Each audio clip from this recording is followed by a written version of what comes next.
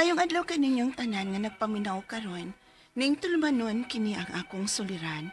Ilabi na kaninyo Dr. Rene Obra ug Attorney Elaine Bathan. Ingon man sa mga artista nga maghatag og kinabuhi ning akong suwat suliran. Ako si Sheila, 28 anyos, single. Nagpuyo sa Cebu City. Punto legal kining akong suliran. Aron niyo hisabtan, sugdan ako sa diha akong gipatrabaho ang among bakanting kwarto para himuon og studio. Ingon ini ang mga panghita ko.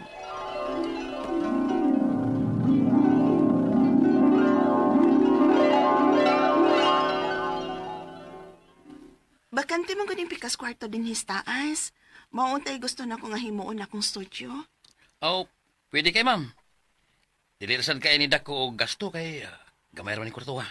Mga pilas ka, sir. Ay, sana all, oy. Naanay upcoming studio. Nibaw ba jud kaday nga mo ni akong pangandoy. Maong ako king gitikuman.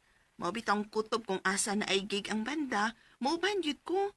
Kay gusto jud ko nga makatukod kog akong kaugalingong studio. Maula giday. Congrats in advance, ha. Thank you, day, oy.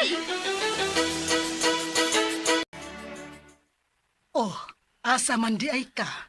Straight to sa kasimanang among gig, ma. Mamalihog lang ko, mabi nga. Bantay-bantay lang akong ipatrabaho dito sa taas. Oh, naala, sige. Ayaw ka bala ka, ma. Magpili na ko kwarta para in kaso og doon ay kinahanglan ang mga nagtrabaho. Nara kay magamit og palit. Oh, naala, sige, anak. Amping mo sa inyong biyahe. Salamat, ma.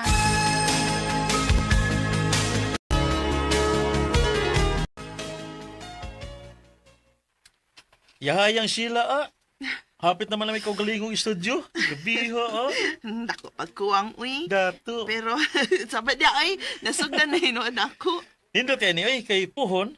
Dili na ta magkalisod-lisod sa pagpangita pag-venue para mag-practice sa banda nato. Kay, na makay-studio. Maong yun. Guys, panganam din mo puhon ha. Kinain ni kontak na ko sa Surigao. Ha? Ay, nga naman day, Bards. O sa kabuuan ko nun nga kontrak. Nag-iya siya resort dito. Once maka-decide na siya siyang bana, kita mo yung ilang kuhaon aron mo tukar silang bagong opening nga resort. Hala, kalaysyo ano, uy. Usa ka buwan, gyud. O lagi. Unta madayo ni oy kay.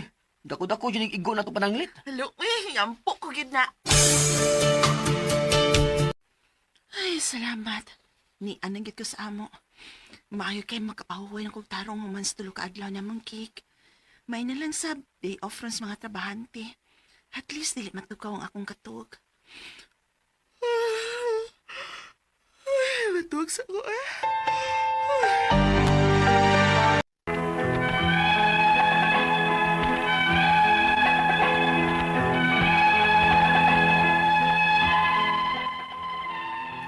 Kundo na may maoy mas angay malipay sa maong balita nga madayo ng among 1 month na contract sa Siargao, kana mao ako. Kay dili man gyud ko mo problema og para palit og kuha nga mga materyales para sa akong gipahimong studio. Though dili kaayo dako ang kwarto, pero naman gud ko'y gustong i-achieve para sa studio. Mao medyo gasto sab siya. Nadayon gyud ang among usa ka buwan nga tukar sa Siargao. Og sa pipila ka adlaw nga last na mong stay dito, nagsige na kog follow up sa studio kung kanus amahuman og matugpas contractor. Hapit na ko no. Unya? Ang contractor? Hello, sir? Hello, ma'am. Karosa ka mabutog ba ni sa Cebu? Mga 11 tingali sa buntag, sir. Oh, okay. Oh, timing, ma'am. Magkita tagawa sa inyo. Untuk palaw na. Ka-timing. 5 minutes before 1. Wa pa man si contractor. Matan-aw ko nung ko sa studio, be. Excited na ko. Wow! Happy na kit mahuman. Kamay na lang kit kay kuwang. Ay, ang contractor maning may chat. Naku na siya sa kawas. Ay, gawson ako, be. Oh, ah! Agay! Ang ako mata na igos lansang. Ma! Matabang! Tabang!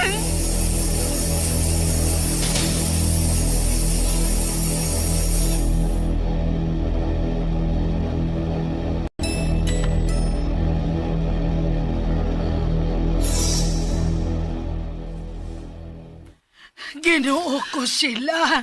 Nganong nahitabo man kinini mo. Mabuta na ning akong pikas mata, ma. Ikihan ako ang kontraktor, ma. Ikihan ako siya.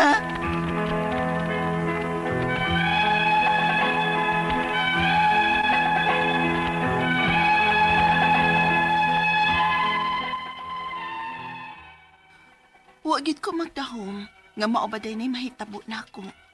Ang ako mang pangutana mo kining mosunod. Unang pangutana, matod sa kontraktor nga dili ko no niya sa ug wa ko nilaing mapasol kun dili ako ra. Kay wa ko no kumutuman sa among sabot nga alauna untop nga magkita mi sa gawa sa bahay. Gusto bang iyang katarungan?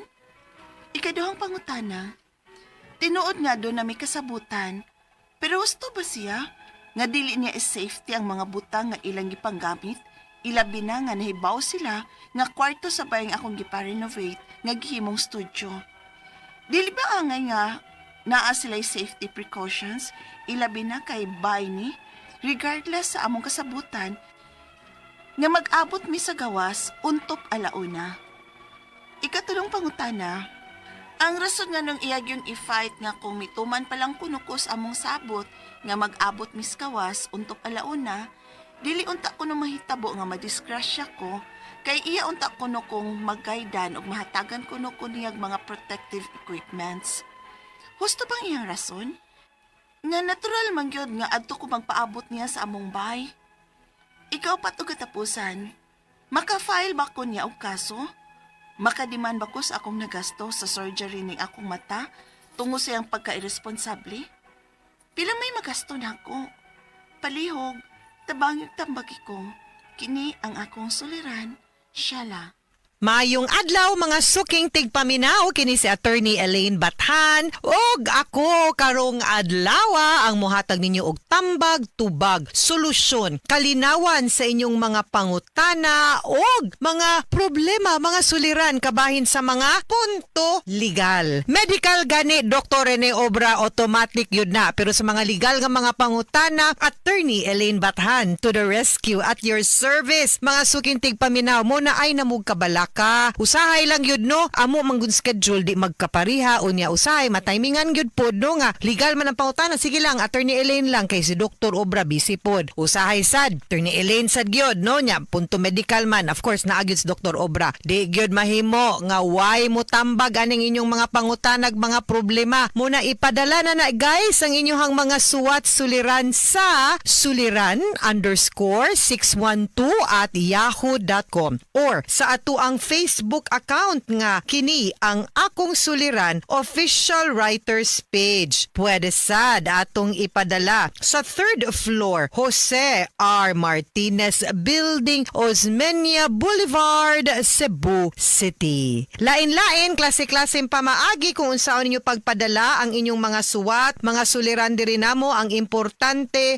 kompleto ang hinungdan, sinugdanan anang inyong mga pangutanag problema para mas masabtan sa gyud lang gyud unta namo no guys please lang gyud kay need bang gyud pod namo nga makibaw mi na unsa ni nganong ingon ani na ning inyuhang mga giagian kay para mas klaro ang amo ang tubag pod and para makibaw po mi taga-asa mo ug asa po ninaabot ang akong golden voice adabot akong tingog bitaw ug ato ang programa kabaw mi nga pinaagi man gud sa ato ang YouTube channel sa mga maminaw sa YouTube or sa mga naminaw nato sa Facebook layo na gyud kay naabtan ang ato ang programa dili lang sa ato ang transmitter sa Luzon, Visayas ug Mindanao mugid ni nakanindot sa teknolohiya guys muna dako kay natong pasalamat no and greetings and big thank you sa ato ang mga avid listeners si Dennis Gardose si Annelida Heludo Flores. Good afternoon, Attorney Elaine. Always ming naminaw nimo diri sa Campo, Guadalupe, Car. Attorney, thank you. Gyud kaayos nga tanan.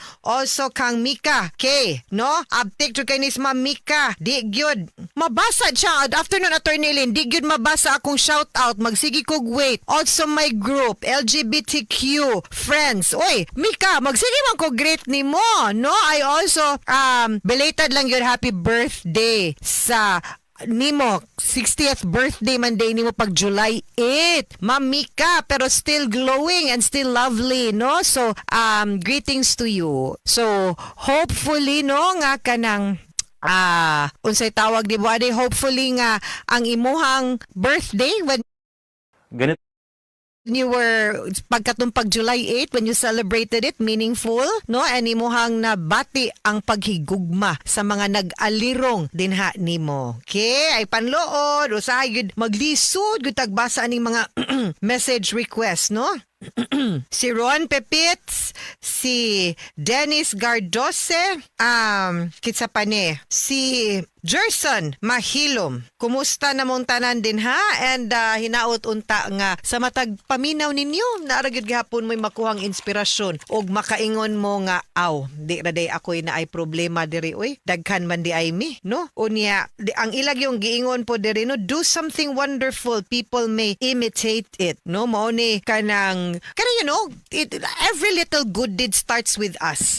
Makumutuog yun ko nga kanang kung buhatag kaayo kanang pay it forward ba nga kung mubuhatag kaayo sa isa ka tawo dili sa gyud na malimot ang usa ka tawo, and you know he will also pay it back in another way sa ubang tawo. So do a good deed, no? One good deed at a time para ma-change na to atong world. Okay, letter sender karong adlaw kay legal man si Sheila. Si Sheila, 28 years old, from Cebu City. Mayor Nestor Archival. Hello sir, Mayor. Punto legal ihang pangutana.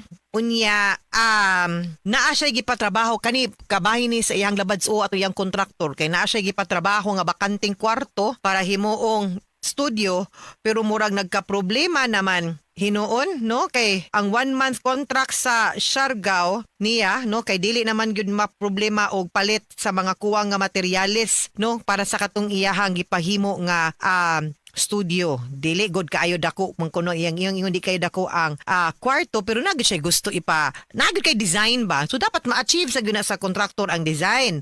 Unya kay nagka-problema man. Sus, unya, unang pangutana. Matod sa kontraktor nga dili daw niya sala og wa kuno ilaing mabasol kun dili siya ra. Kay wala daw kuno siya mutuman sa sabot nga alauna untop nga magkita sila sa gawas sa balay. Sakto ba di ay kuno to ang iyahang sakto ba di ay kuno to, no? Ingon siya nga kay nagsurya mo to sila nga naa na sa gawas, unya kay ang iyahang mata kay naigo naman hinuuntos lansang, no? Nya siya kuno'y wa mo tuman sa sabot. Dili man na ingon anak nga abi alauna dili baron makita kay ngit-ngit unsa na. The fact nga wala maayo pagtatrabaho kani man kung construction, no? Kung magtrabaho ta, dapat naagi na nakabutang safety first. Ngano man delikado baya kayo na siya ang kahoy, ang scaffolding, not only sa mga trabahante nga mukat-kat din ha, pero sa kana pong mga tao mo bitaw nang naay safety net, naay nakabutang safety first, naay dili pwede paagian, careful ta sa mga kahoy nga mga magsiwil nga lansang, natay hard hat, nagboots gyud ta, naatay saktong sanina, kana mga ingon ana. Di man na nato dapat palagpason maskig unsa pa kagamay or kasimple pa ang construction works nga ato ang gibuhat, maskig sa balay pa na or sa opisina, sa dalan, kinghanlan gyud safety first. So di gyud na nimo sala nga kay abi wa mo tuman sabot, nimo na noong sala, di na pwede. Ikato ang pangutana. Pinuod nga doon na may kasabutan, pero husto ba siya nga dili niya i-safety ang mga butang nga ilang mga gipanggamit hilabi na nga nahibaw sila nga kwarto sa balay akong giparenovate nga gihimong studio. Dili ba angay lang nga naa sila'y safety precautions hilabi na kay balay ni regardless sa among kasabutan nga mag-abot mis gawas alauna untop, wala gigud nay labot ang alauna untop. Sakto ka. Munay akong gingon ka ganina nga dapat safety first. Dapat i-make sure sa kontraktor nga ang iyahang gitrabahoan nga area ug ang outer area nga agianan sa mga tao is safe. Imo gyud nang distansyahan pananglitan mao ni ang lugar. Imo gyud ang tagaag pipila ka metros siguro nga imuhang i-cordon nga dili pwede makaagi kay delikado baya gihapon na. Maski ganig pintal ra nang imuhang gitrabaho, hazardous man na, dili man na diyan nimo dapat paduulan gani gihapon kana pang naagyud mo mga gidukdok din ha. Magdamog martilyo, gabas, lansang, no? So ang abog pa, no? Dili gyud, wa gyud siya sa sakto nga pangrason. And you are correct, safety first, and the responsibility safety to make sure nga safe ang workspace or ang construction site na as contractor. Ikatulong pangutana, ang rason nga nung iyag yung gipaglaban nga kung nituman palang kunukus among sabot nga mag-abot misgawas alauna untop, dili unta na mahitabo ang maong disgrasya kay kuno magaydan og mahatagan daw unta siya og protective equipment. Husto ba ang iyang rason? Nga natural man yun nga muadto ko magpaabot niya sa among balay. Well, in a way, di sa gumaingon nga totally, medyo nasipyat sa kagamay nga naman kay sakto sad siya nga dapat unta ning hulat ka or you also took the precautionary measures nga musudid to construction site gani dapat mong ginalagi mag hard hat anyone did to. Pero siya pud mismo dapat nag-careful pud siya sa iyaha pong work area ug sa iyahang construction area. Dili man ingon of course magpaabot ka sa inyong balay kay imo man ang balay pero siya pud unta iya gyud ang gi-clear daan kay kibaw biya siya nga naay mo anha, naay mo inspect, naay mo tan-aw, no? So iya gyud nang make sure nga hawan safe pud gyud ang imong lugar. Katapusang pangutana maka-file ba ko niya og kaso, makademand ba ko sa akong nagasto sa surgery aning akong mata tungod sa iyahang pagka-irresponsable. Pila may magasto nako. Okay, kung mo file tag kaso that is a civil case kay ato man ang kuan og danyos for the actual damages nga imong nagasto for your surgery. So, pwede na gyud siya negligence, criminal reckless imprudence or negligence resulting to serious or less serious depende kung unsay gravity anang imuhang mata, physical injuries. So magpapangayo lang ta og danyos tungod sa iyahang tungod sa imong aksidente, no? Pero ako asad next time guys musud gani ta og construction nga area kita sad mismo magmatngon sad ta. Di pud ta magpasaya-saya just because wala pa moabot ang katong contractor. Construction area gani you should also be the one to exercise precaution and safety. Ayaw mo kumpiyansa maskig inyo pa nang balay. Maskig excited na kay kang makakita og unsa na nang gituko din ha pero ayaw, no? Kanang careful gyud mo gihapon ha magamping ta sa kanunay guys. Mga suking tigpaminaw hinaut unta nga namoy nakutlo na pagtulunan karong adlaw kini si attorney Elaine Bathan